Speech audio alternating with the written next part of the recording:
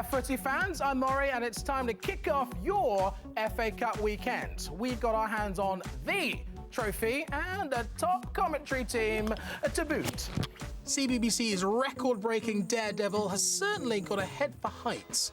Blue Peter's Helen can't stop setting herself crazy challenges, including supporting Carlisle United and Hamilton Academicals. Why does she do it? Chappers knows where his support lies. He's a massive Man United fan and a presenter with a passion. When he's not on the telly, he's on the radio. Does this guy ever stop talking footy? Guys, great to have you on the show. Helen, Hamilton? Blood's thicker than water. Right. I reckon you've got more chance of high-wiring across the Amazon than Hamilton winning the SPL. However, let's have a look at what's coming up on the show. We use monkey magic to predict this weekend's FA Cup results. Stuart Holden drops in to big up Bolton. We work out why Spanish side Barcelona are so brilliant and go roaming around QPR's ground.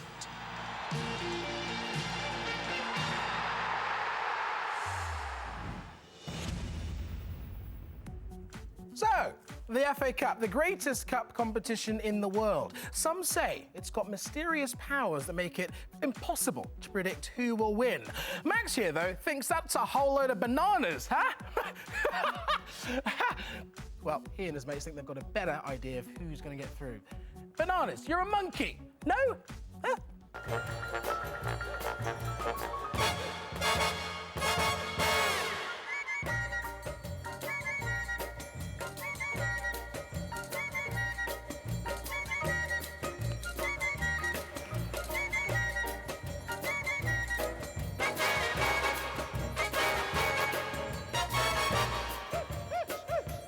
So Max, today, as you know, we're going to get our Squirrel Monkey group here at London Zoo to predict the winners for the quarterfinals of the FA Cup. So if they pick this box with the Man City label on it, we predict that they will go through to the semi-finals.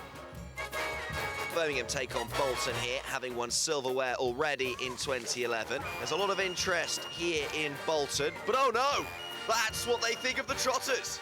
See you later, sayonara, au revoir. It's the Blues going back to Wembley.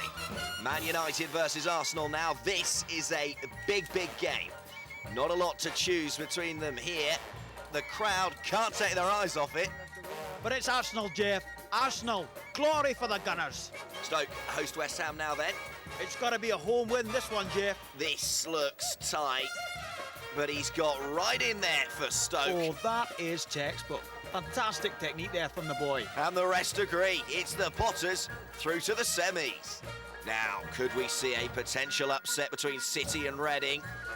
Doesn't seem to be too much support for City, but wild support for Reading. They all want a piece of the Royals. Oh, Reading are tearing it up. That is the magic of the FA Cup right there, Jeff. So, there we have it. Max's mates have chosen Birmingham, Arsenal, Stoke and Reading to make it through to the FA Cup semi-finals at Wembley. So we don't need you guys as experts Shall we anymore. go? We've got the monkeys, yeah. Thanks for coming. Brilliant, no problem. The thing is, though, they did go for Arsenal to win, which we obviously know is going to be wrong, chappers, as United fans. You know, I'd love to back my team, but I kind of think Arsenal will be fired up by what happened during the week. And I think Alex Ferguson's going to rest a few players ahead of their Champions League game against Marseille next week. So, unfortunately, I go with the monkeys. I don't like this. And I agree, Arsenal, you know, the whole chance of 4 trophies, now it's just 2. Sorry, You're boys. making me sad by this. Let's talk about Reading. Do you think they'll be flying the flag for the Championship, Scouts? Yeah, and I think it'd be easy to say, oh, Man City will win, you know, they're the big boys. But Reading have already beat 2 Premier League sides in this competition, so roll on Reading, I say. Roll on Reading, roll on the Royals.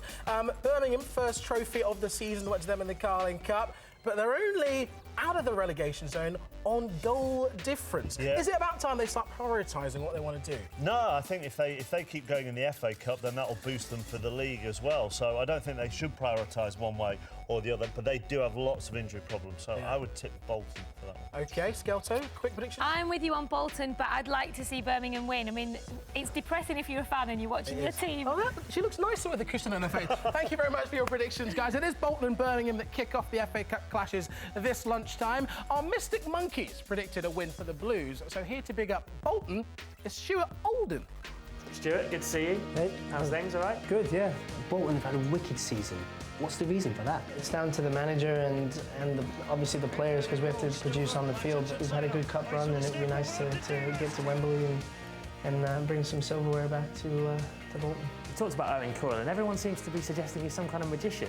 Is he? I've never seen him do a circus trick. He's gotten the best out of the guys here, and you know, there's still more to come from us because we have a talented squad. And three of those talented players are Mr. Elmander, Daniel Sturridge and Kevin Davis. Is that the best strike partnership in the Premier League? Yeah, I mean, Sturridge has come in and scored four goals in 4 games, so obviously he's a talented player. And Johan has been good for us this season. He's our leading scorer, and then the skipper leads the line every year, and he's the captain, and he shows it on the pitch. Who is the best player you've played against? I'd probably say Gerrard, I think, just because of, you know, he was, when we played against Liverpool, you can see how good he is going forward, and I remember chasing him at one point thinking, all right, this guy's pretty quick. Felt like I was running in mud, but you know, he's done so well for England. He's been a top midfielder in the Premiership for so many years, and having watched him play and then playing against him, you see that firsthand. Thanks, Stuart. Now then, football is never a dull game, unless you're watching England in a World Cup in South Africa. I mean, serious yawn. But this week, there were plenty of interesting goings-on, both on and off the pitch. We'll be hearing from the first English manager to reach the Champions League quarter-finals with an English club. He's all right, don't worry about him. In just a bit, Harry Redknapp, but before that, this. You'd think top of the league would be the place to be, but both Man United and QPR have slipped up in the last week. And now, the heat is really on. We know footy stars like to splash the cash, but one newspaper found out that Andy Carroll spent £900 on a signed Newcastle shirt only to give it away to a fan. But that's nothing compared to Villa's Stuart Downing, who paid over £40,000 for a home cinema. I mean, we all like a good chick flick, but for 40 grand. And players across the country will learn a lesson from Dorchester Town's Ashley Vickers. Don't try and help the stewards tackle a streaker, or the ref might just show you the red card. Speaking of red, the red mist is still in the air after last week's Old Firm spat. Celtic boss Neil Lennon and Rangers number 2 Ali McCoist have both been given touchline bans, 4 games and 2 games respectively after that little tiff. The naughty, naughty boys. And on that bombshell, there's the halftime whistle. Let's take a little break. Ellie Golding's got a little question for you, and Max's little halftime snack here is a bit of a clue. Watch. Reading are the only Championship team left in the FA Cup, and they play Manchester City on Sunday, and they're known as the Royals. But do you know what their first nickname was? We don't know the answer. It's got something to do with these. Sorry, a lot of biscuit in now. Now then, apart from them losing to Millwall on Tuesday, QPR have been on awesome form this season, and if they stay on top of their game, they could well be joining the big boys in the Premier League next season. So, who better to have a look around their ground? Watch. Welcome to Loftus Road, home to Queen's Park Rangers. I'm Danny. I'm a football coach here. Let me show you around. Now this here is the QPR home changing room, where the likes of Adel Taarabt, Wayne Routledge and Danny Shitu prepare before a game. There's a lot of players in here. The music's playing, the players are talking amongst themselves, but closer towards kick-off, that's when the players start to focus. And then it's out into the tunnel. Your nerves and adrenaline are pumping now. You come face to face with your opponent for the first time, and then it's onto the pitch. With nearly 20,000 fans cheering on both teams, this is the bit that gives you the buzz. If you don't get fired up by this, you shouldn't be playing footy. And this is where Neil Warnock sits. Well stands during a game. Now off the field, Neil Warnock is a really nice man, but during the game, he gives his players a real hard time. You've got to feel sorry for the players running up and down this touchline. Up here is the press area. This is where commentators and journalists do their thing. Lovely change of pace! That is the very best of Adel Taarabt. Players and managers get interviewed here. Now it may look a lot more glamorous on TV than just a board with a few sponsors. This is where you tend to see a lot of managers and players letting out their frustration. That's as good a game as I've seen this season, really. It's hard to lose games like that. So there you go. Fingers crossed we keep our form, but if we get promoted, you'll be able to say you've seen Loftus Road before Gerrard, Torres and Rooney. You lucky things. Thank you very much, Danny. So, have you got the answer to Ellie Goulding's question? Well, there's no more time for thinking, because here it is.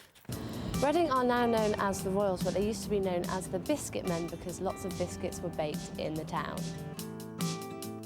I mean, I literally handed it to you on a plate. Yeah? So, Spurs have done it. They held off Milan to bag their place in the quarterfinals. We caught up with Harry earlier in the week. Here's his take on which teams he's losing sleep over. Barcelona, for me, would be the team to beat in the Champions League this year. The way they work as a team, the football they play when they have possession, the way they work when they're out of possession. I think the manager is an amazing young guy, you know, he's a class act. So I think Real Madrid are still dangerous in the Champions League. I think it's the two Spanish teams, for me, would still be the favourites. So the good man Redknapp says it looks like the Spanish sides are the ones to beat, and they don't get much tougher than Barca. OK, so what is it that makes the Spanish Supremos so good? Messi. He's the best player. Having marvellous Messi on the team sheet is always going to help.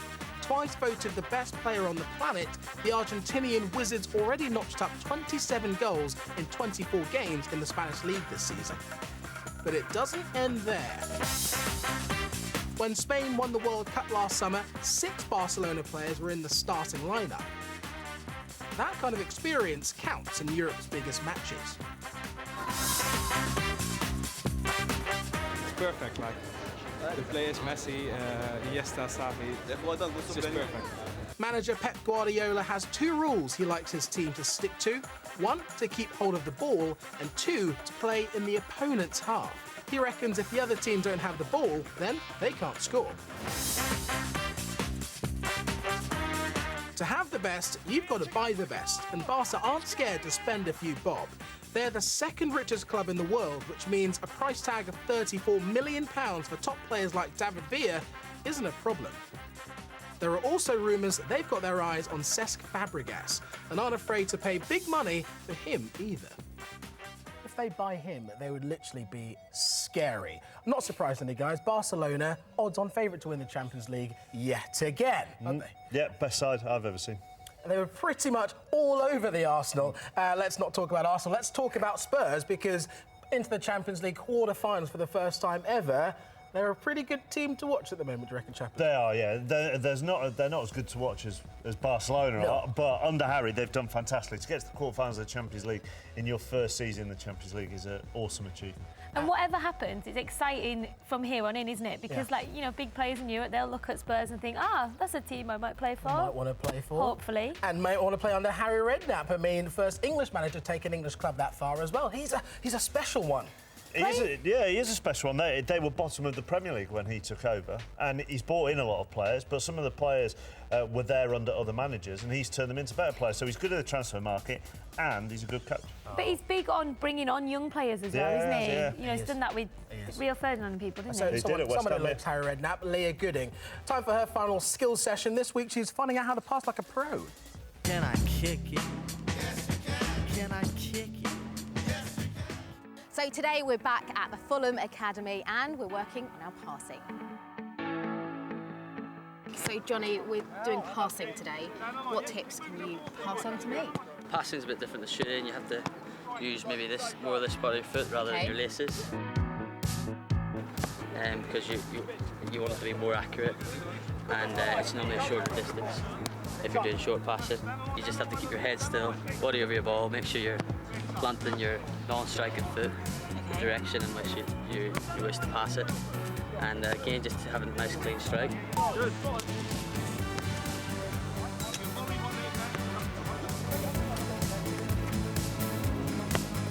Thank you, Leah. We got to go. Huge thanks to Helen, Skelton, Chappers, the FA Cup, Max. Yeah, whatever, mate. You guys have a fantastic weekend of football. We'll see you next week. Everyone, say goodbye.